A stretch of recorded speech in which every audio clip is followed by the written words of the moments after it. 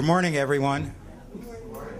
My name is Max Richmond. I'm the president of the National Committee to Preserve Social Security and Medicare. I'd like to thank all of you for coming this morning to what I think is a groundbreaking occasion.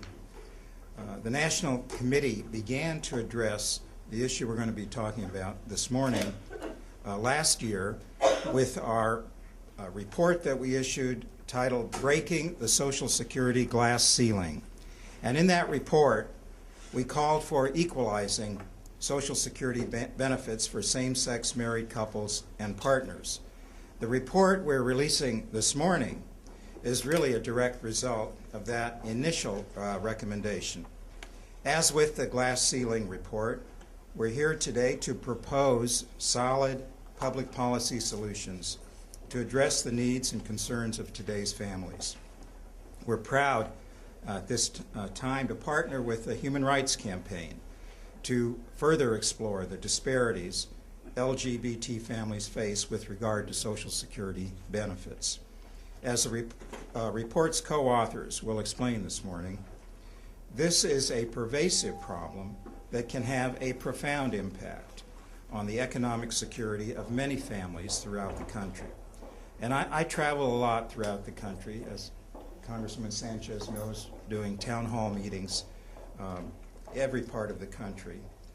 And I've seen how American families have changed dramatically in their composition, but not in their love for one another. Public policy must adapt accordingly to keep pace with the changes all around us. So first of all, it is an honor for me to introduce Congresswoman Linda Sanchez of California.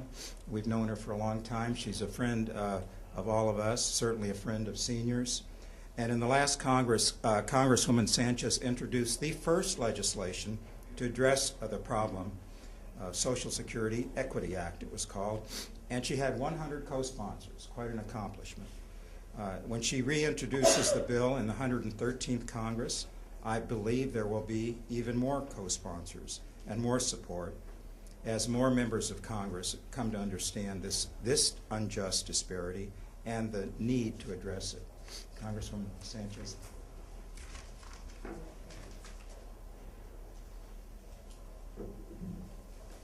Well, good morning, and thank you all for coming. I'm going to apologize ahead of time. I'm a little throaty. I'm getting over that nice, nasty cold that's been making the rounds on the Hill. But I'm really excited to be here this morning, and before I go any further in my remarks, I want to thank Robin Merrill from the Human Rights Campaign and Dr. Carol Estes from the National Committee to Preserve Social Security and Medicare Foundation for their hard work in putting together this really comprehensive report. And my hope is that this report will be the last of its kind ever. My hope is that it won't be necessary in the future because same-sex couples and their children will no longer face discrimination from the Social Security Administration. It would be hard to find a more vocal champion of Social Security on Capitol Hill than Max and myself, because Social Security is one of the best run programs in our nation's history. It's one of the most successful programs at the federal level. But that doesn't mean that any American should ever be treated differently by the country that they love because of who they choose to love. Right now, same-sex couples are denied the spousal benefits, survivor benefits, and death benefits that Social Security provides to heterosexual couples. Right now, same-sex couples pay equally into the system, but they don't receive the equal benefits in return. And this is a very clear case of how people are being treated differently. Right now, same-sex couples and their families only receive the most basic Social Security benefits. And right now, I think the time is right for this discrimination to stop. In the last two Congresses, I introduced legislation that would end the discrimination Social Security levels against same-sex couples. And I'm proud to do that. And each year, I feel like the support continues to build. So I'll be introducing the Social Security Equality Act again. And this bill is very simple. It would make sure that every American receives a benefit based upon their contribution to the program, not their sexual orientation. And I want to thank with all my heart the National Committee and HRC for supporting the Social Security Equality Act. Here in this country, we hear a lot about the American dream, and the American dream used to mean something. It used to mean that if you put in a hard day's work, you could expect good American wages, benefits, and a better life in this country. Social Security is a fundamental promise. We work hard to pay into the system with every single paycheck so that we can retire with dignity and a little financial security. And this means all Americans. The LGBT community will not be told by their government that they are second-class citizens. The United States doesn't believe in the idea of second-class citizens. Same-sex couples pay into Social Security. They should receive the benefits that they've earned. And it drives me bananas when they talk about Social Security as an entitlement, as if you can just walk in and say, I'm entitled to receive this. It's an earned benefit. People earn it through a lifetime of paying into the system. Let me also just say that as a mom, it's unconscionable that children are being denied their full benefits based on a callous loophole. It defies logic why the Social Security Act defines a child in a way that both parents in a same-sex relationship aren't recognized as parents. Being a parent is a permanent relationship, period. It's time that we fully expand Social Security benefits to children of same-sex couples. I recognize that the climate here in Washington, D.C. is challenging, and we're going to face a lot of challenges in trying to end Social Security discrimination. Repealing the Defense of Marriage Act, or DOMA, is priority number one. Repealing DOMA would be an important first step in making sure that all couples have equal access to Social Security benefits. But we as Americans don't shrink from challenges. We don't fear the future, we shape it. And that's just who we are. The report says it loud and clear. We have to end this discrimination. And I'm very pleased that we have such distinguished members here today to talk about the findings in the report and ways in which we can continue to make that fight and make it a successful one ultimately here in the halls of the Capitol. So thank you so much for your interest and for being here this morning. I'll turn it back over to Thanks.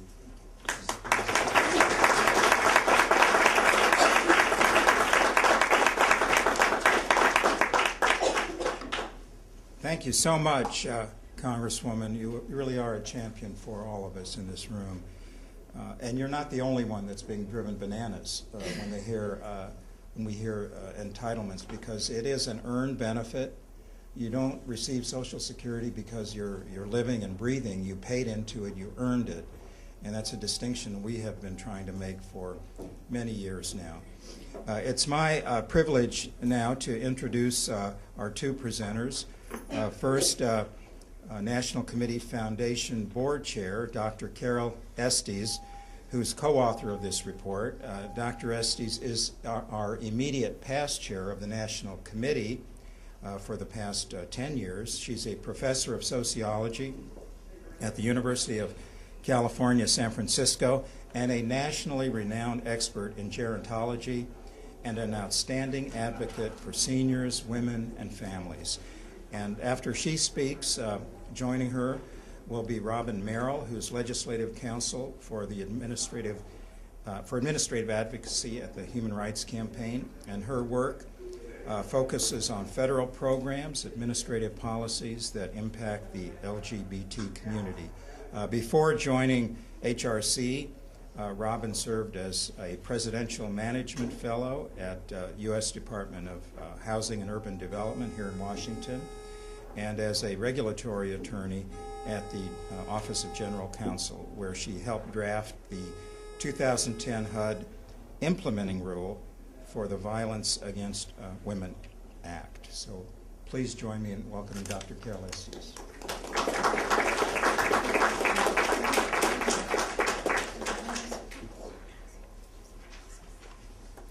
Thank you. We want to thank so much Representative Sanchez for her leadership and inspiring words today that are designed to speak truth to power.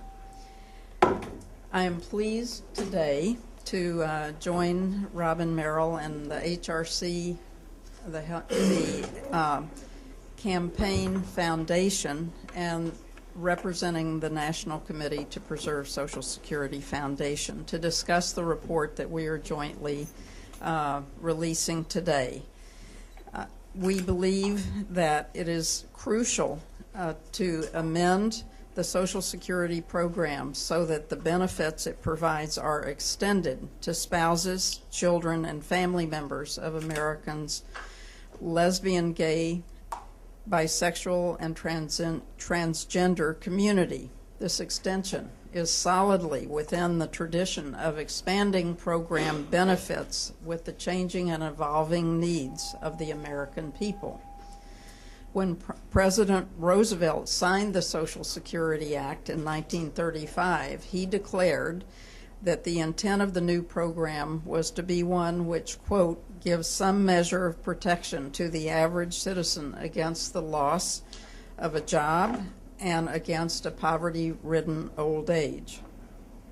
We see and know the success of the program founded some 77 years ago by how well it functions for the American people and the very high and consistent popularity as recognized in public opinion polls over the decades for Social Security.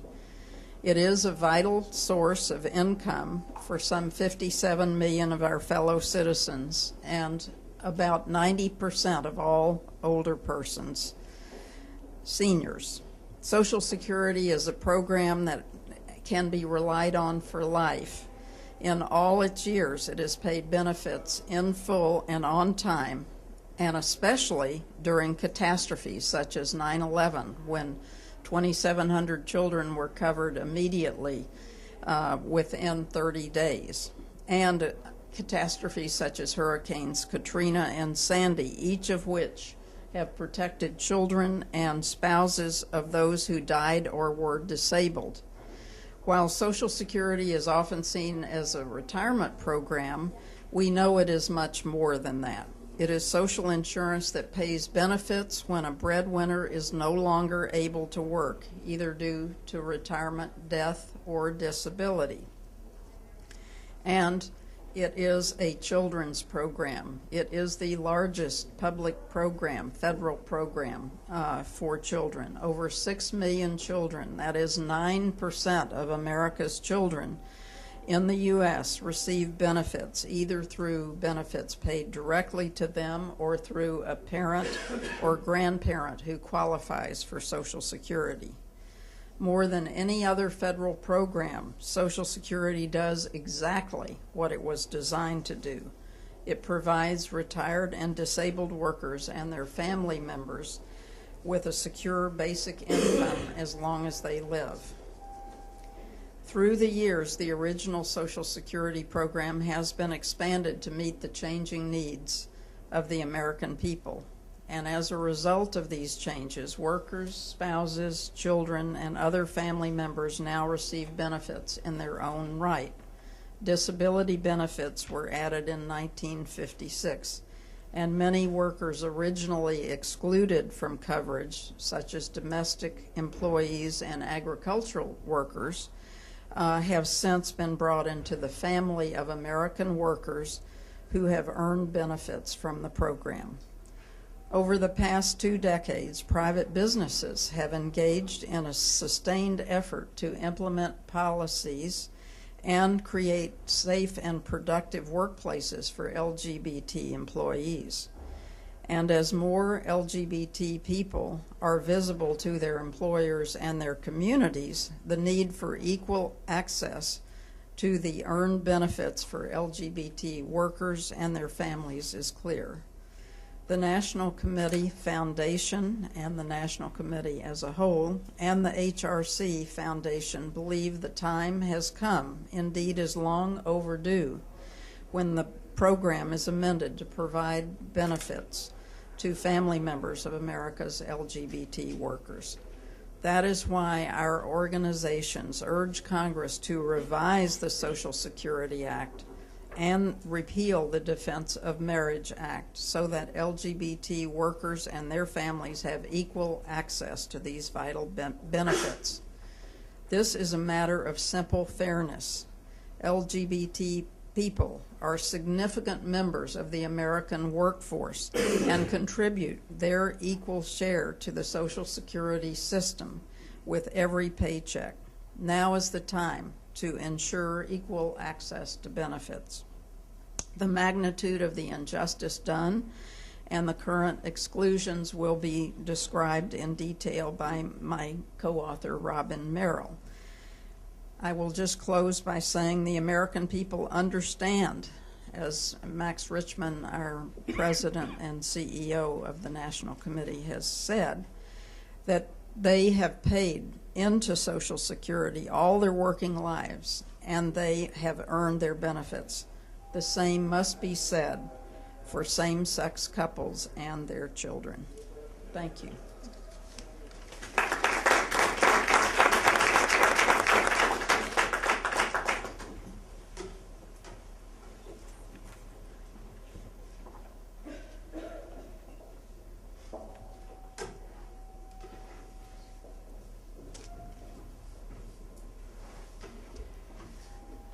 Good morning. I would like to at first add to Max and Carol's thanks to Representative Sanchez and her staff for help with this briefing and her continued leadership on this issue. LGBT people live in 99.3% of all U.S. counties. We work in every sector in the U.S. economy, and we are raising at least 250,000 children every day. However, systemic discrimination and a lack of uniform relationship recognition leads to lower incomes and increased poverty for this population as well. As Carol mentioned, despite a lifetime of contribution to the system, LGBT families are routinely denied the Social Security benefits that they have earned. This discrimination places an already vulnerable population at an even higher risk of poverty.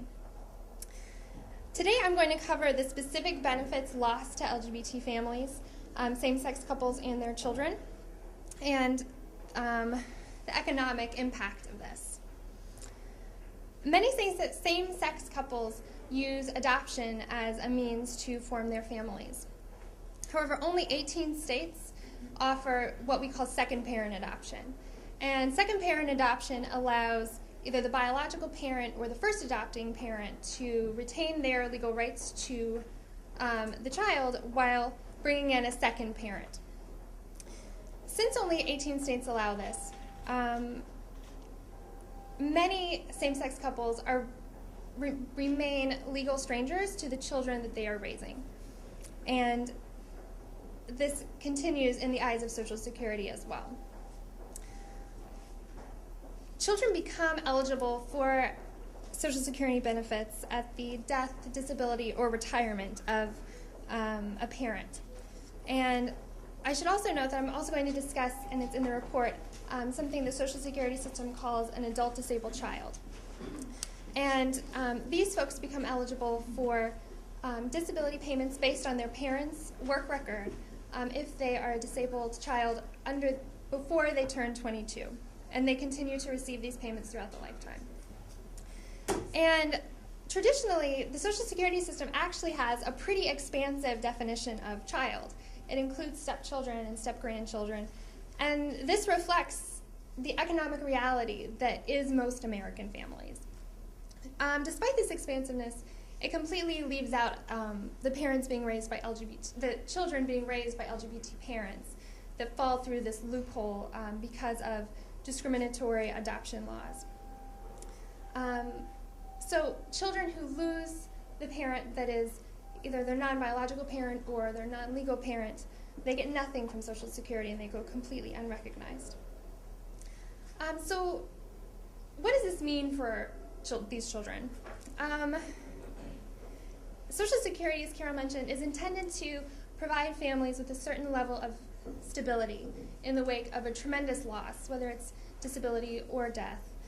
And on disability, children are able to receive half of a parent's basic benefit, and if that parent passes away, they get 75% of that parent's basic benefit. And this averages out to $785 a month if the parent passes away, $330 a month if the parent becomes disabled. Now, since Social Security payments are based on the income that you put in throughout your lifetime, it's going to vary. So the max amount that a child can receive is actually a little over $1,200 a month. Now, the annual average loss to children that go unrecognized by the Social Security system is actually close to $10,000 a year. And I know when I was growing up, a loss of $10,000 a year in my family would be tremendous. So adult disabled children also represent a huge loss if they go unrecognized. As I mentioned, these children have become disabled before they turn 22 and receive benefits based on their parents' work history, but are eligible to continue receiving payments throughout their lifetime. And 1 million people benefit from this help every single year. It represents a really crucial support for the children who are disabled, but also for their families. And it ensures that they and their families have a consistent quality of life going forward. On average, these adult disabled children receive about $700 a month, or a little over $8,000 a year. So you can see how over a lifetime, $8,000 a year really does build up, and it's a significant loss. Surviving and former spouses of a worker who has passed away also receive 75% of that worker's basic benefit if they are raising the couple's child who is under the age of 16. And this averages to about $886 a month, or over $10,000 a year. Now, I would note that this is very exclusive language. It only applies to spouses. Currently, there are, we know, 140,000 same-sex couples that are living in formalized relationships. 50,000 of these same-sex couples are legally married. And actually, these numbers are from 2010, before we added all of these marriage states in the 2012 election. In addition to these recognized relationships, we also know that at least 500,000 couples are living in committed relationships today that go completely unrecognized by the federal government. So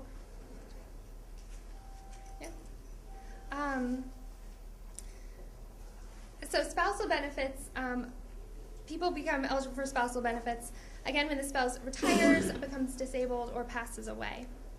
And this also recognizes that the death of a spouse is not only an emotional loss, but can be a deep financial loss for families. And it is designed to provide these families with strong stability.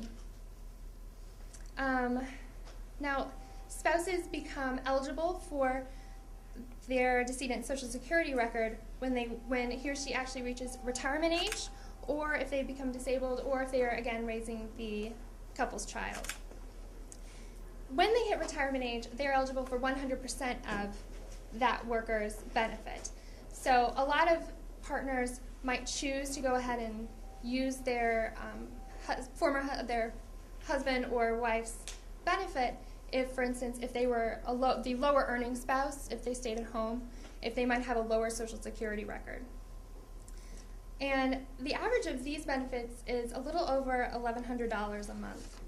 And for a lot of people, this ensures really basic things, like ensuring that they can remain in their family home. And when a spouse becomes disabled or retired, spouses are also eligible for benefits then. They get half of the worker's benefit, and then again, 100% they can choose when they pass away. So again, what does this mean for same-sex couples today that go unrecognized by the federal government? Because of, as Kara mentioned, the Defense of Marriage Act, which provides a very exclusive definition of marriage. It recognizes, for federal purposes, only marriages between a man and a woman. And it says that a spouse, under all federal benefits, includes just different sex spouse. So this financial loss is that same-sex spouses experience can be compounded when they also go completely unrecognized as a parent. So these families can really be hit twice. This is also going to be an increasing problem as more LGBT adults age with the baby boomer generation. And we're going to see that this routine denial puts an already vulnerable population at a great risk of poverty and isolation. Surviving same-sex spouses and their children are faced with a financial freefall that these safety nets were designed to prevent. There are options for protecting these families, and they include the repeal of DOMA and looking at the Respect for Marriage Act, which would provide an inclusive definition of spouse and extend these federal benefits to these spouses and families. So we will take questions, and I know that we are welcoming Blair, but I also see that Representative Cicilline has arrived, so I will turn it back over to Max. Thank you very much. Thank you, Robin. We're pleased to have Congressman Cicilline here, and I welcome you to make some comments. Thank you so much for coming and for your support on Social Security, Medicare, and everything we care about. Thank you so much. I'm getting close to Social Security age, so no.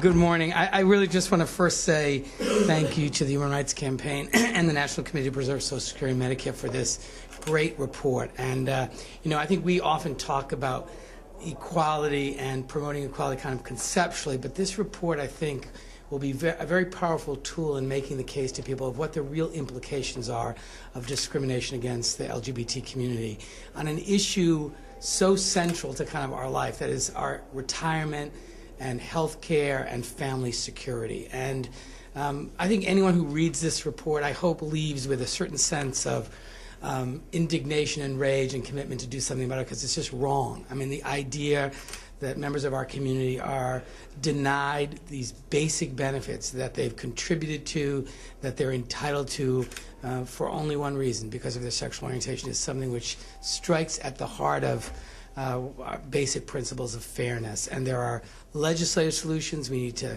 obviously repeal DOMA. We need to, in the interim, amend the Social Security Act.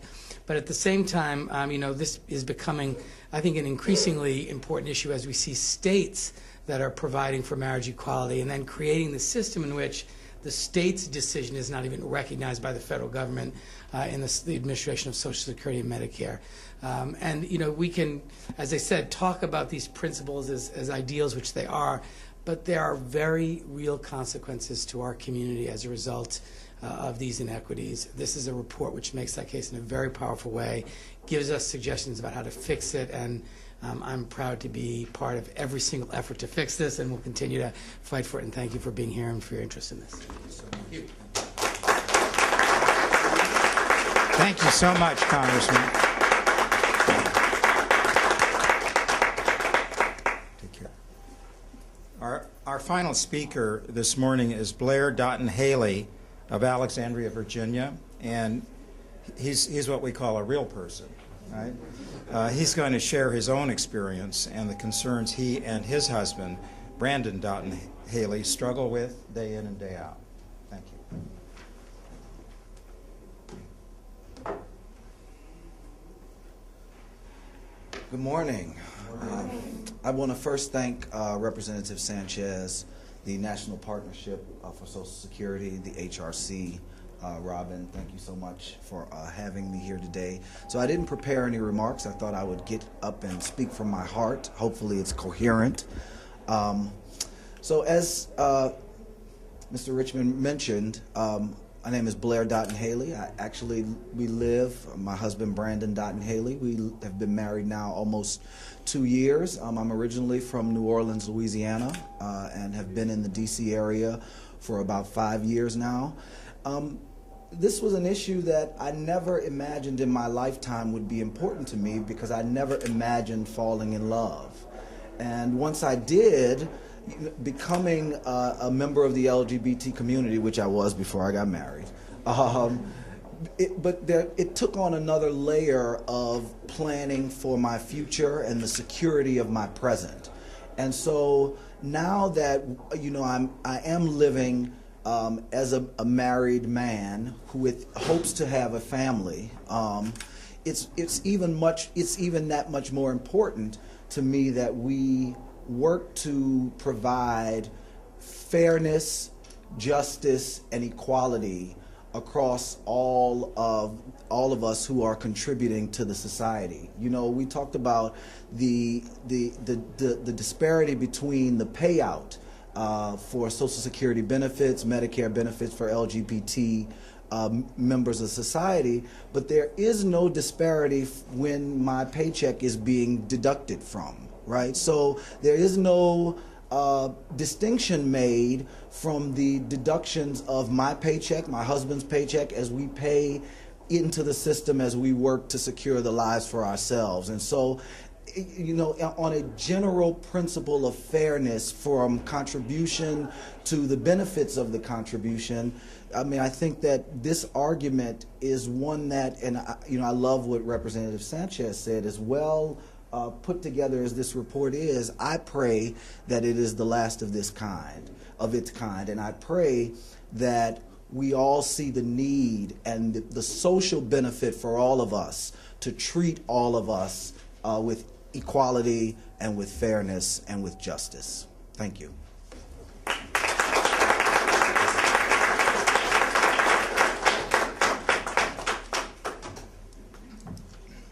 You know, we at the National Committee have spent a great deal of energy trying to explain, especially to younger people, that Social Security is a family program. It's insurance for families. And yes, it's there for retirees, but it's there for families. Almost a third of Social Security benefits go to non-retired workers, survivors, spouses, children. I think 3 million children, nearly 3 million children, get by in life because Social Security is there.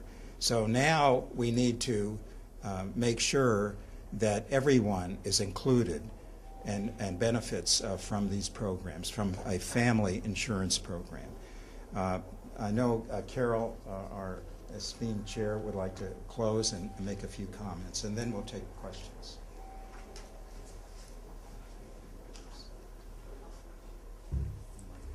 Thank you. I just wanted to summarize the 3 recommendations in the conclusion of the report that you have there, and we have spoken about them throughout this. But and in the tradition of making improvements when they are identified in the Social Security program, its long history of doing that, we are committed to working for 3 major changes. One is that access to spousal benefits should be expanded to provide coverage to spouses of LGBT workers. The Defense of Marriage Act prohibits the Social Security Administration from recognizing legally married same-sex couples for the purposes of these earned benefits. Congress should amend the Social Security Act to extend benefits to the family members of lawfully married same-sex couples and their children. Second, access to children's benefits should be expanded for LGBT families.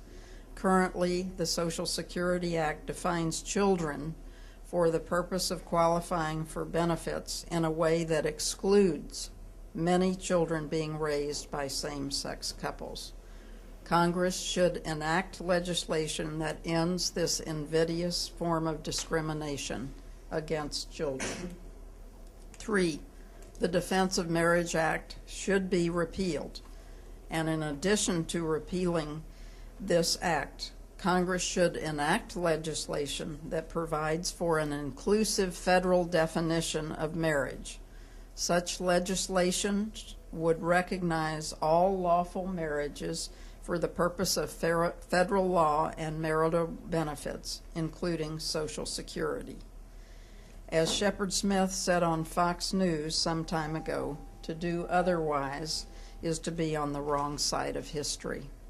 And I thank you very much, and thank the National Committee to Preserve Social Security and the foundation staff, and Max Richmond, our president, for his leadership, and Webb Phillips, who has worked very much with us on this report, and Dan Adcock in policy and legislation, Ellen Morgenstern from the foundation, and Julie Tippins, who has helped organize this meeting. Thank you.